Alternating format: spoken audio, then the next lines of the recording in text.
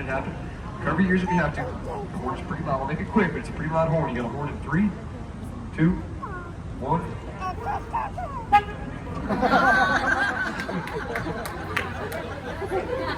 That's a weenie horn. Pretty loud, yeah. You guys okay? What's deafening, man? Your ears ringing a little bit? The funniest part is that you guys keep trusting me time after time. But I can't help myself. It's too easy. So this really is 26 feet deep. If you guys look behind me, there's some red and green lights down there. There's a 17-foot drop off. That's our southern floodgate. When we lower that floodgate to let the water pour out into the southern part of the river, where it goes all the way down to the Gulf of Mexico. Wow. And we do the same thing to let it in from up north, right? They just put floodgates on either side of the river to let it in and let it out with the other natural parts of the river. And that had to be done because it used to flood really bad. On September 9th, 1921, we had a flood that killed over 50 people. Look up here in front of us, that Market Street Bridge. In 1921, the floodwaters were 12 feet over Market Street. You can imagine that 12 feet over the street level is a crazy flood. But Robert H. Hugman was the chief architect that designed this system. The Army Corps of Engineers put it in place because the Army Corps of Engineers are the best. And now we completely control the level of water all year, regardless of storms or hurricanes or floods or whatever. It always stays nice and level down here. And once they did that, Robert H. Hugman realized it was saving out businesses down here. So he was the guy who had the idea to create the Riverwalk. That's why he's the father of the Riverwalk today. It might seem pretty obvious now to have buildings like the Drury on the right side, just straight down here on the water, but back in the day, that was unheard of. All the old buildings, the old missions and churches were built pretty far off of the river to keep them safe from the waters. Now here on my left-hand side, these stairs take you up and out to the oldest Spanish cathedral in the entire country, the San Fernando Cathedral. Opened up back in 1731. It's a really cool history if you're here to check it out, especially on days like today. Tuesday through Saturday, they broadcast a laser light show on the side of the cathedral. It's super cool, it's super free, it's super Wednesday. So check that out, it's pretty worthwhile. It plays at 9 o'clock, it's called the Saga. Can't be free, right?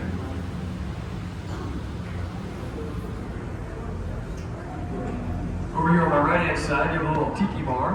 It's called Hugman's Oasis. They don't serve any food in there, just alcohol. You get absolutely hammered fast, right? Pro tip, your ball on a budget, trying to save some money, always drink on an empty stomach.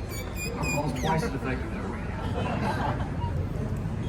Cool little spot. This tree up here in front of us is the oldest tree on the river. That's a twin cypress tree. It's estimated to be over 350 years old. It's over 100 feet tall. It's nicknamed the sniper tree. The legend has it that during the Texas Revolution, a Mexican soldier would climb into that tree with his rifle, and he would pick off all the Texas cavalry as they watered their horses down here in the river. Over 350 years old. Now, this little arch we're coming back into, this is for the floodgates. It's a big garage door. It's a guillotine style floodgate. That puts us back into the natural horseshoe bed. It's like 3 to 4 feet deep again. ဒီအပေါ်မှာမြင်းလဲဟုတ်တယ်မလားမြင်းလဲစီဖို့ကြံရပါဟု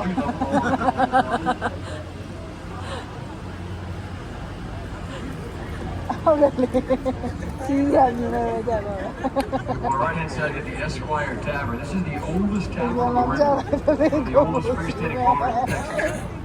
And the Esquire opened up officially as a tavern on December 5th, 1933, the exact same day. Law of Prohibition. So the moment that alcohol became legal in America, this summer opened up with a fully stocked bar. Nobody asked any questions there. Where all the liquor came from in 2 seconds. But for years before that, during Prohibition, that was the Esquire barber shop. People used to go in there for hours every day. They'd come back out and still get they're always feeling good. Always having a good time. စားတော့ဆိုင်နေတာပေါ်တယ်တကယ်ဆိုင်လို့ပါတော့တရားတစ်ခါမှမပါဘူး This boat weighs about 6,000 pounds. We only got 10 horsepower about to get ready.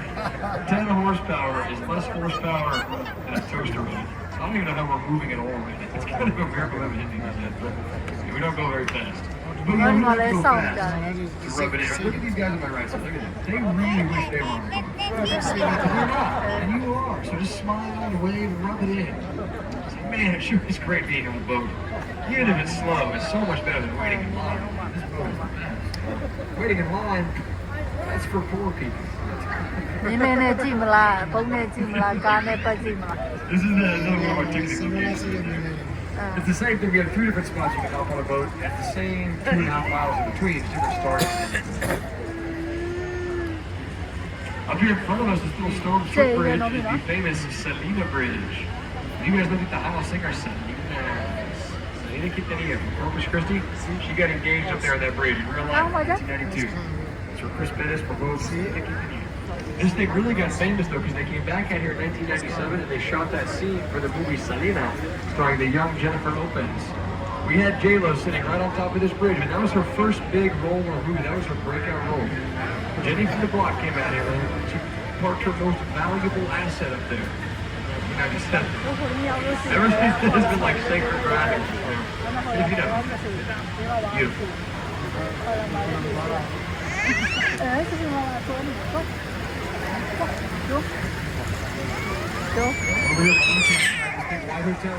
怎么妹妹太近了？哦，我进都没带我们把漏了。Back in 1853, is the St. Mary's School of Boys. Eventually grew into St. Mary's University, very prestigious law school. They got moved to the west side, where it's their remains. Became the Omni of La. သမီးမလိုက်ကြည့်လေသမီးရတယ် Beautiful hotel.